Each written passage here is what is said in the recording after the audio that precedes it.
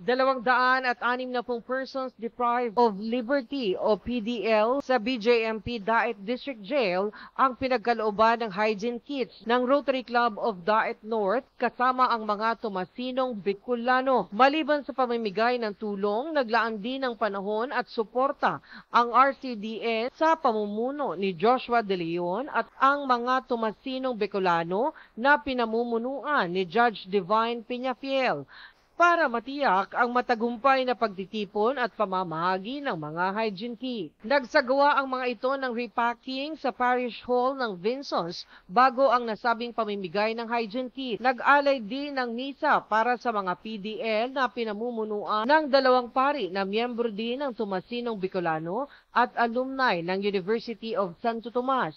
Ang misa ay pinangunahan ni Father Ronald Anthony Timoner, Parish Priest ng St. John the Baptist Church of Daet at Father Rainier Alvarez, isang pari sa bayan ng Paracale. Ang mga hygiene kits na ipinamahagi ng grupo naglalaman ng 2 sabon, 1 dosenang shampoo, 1 dosenang toothpaste at 1 bar ng sabong panlaba. Kasama rin sa mga ipinamigay ang isang panalangin para sa mga PDL.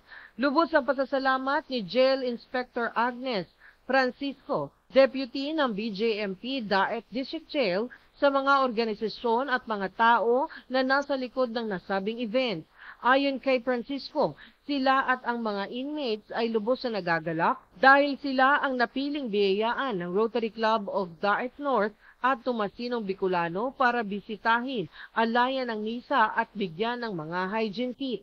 Dagdag pa nito, inaasahan nila na sa loob ng 2 taon ay magkakaroon na sila ng bagong lugar na malawak at maaliwalas.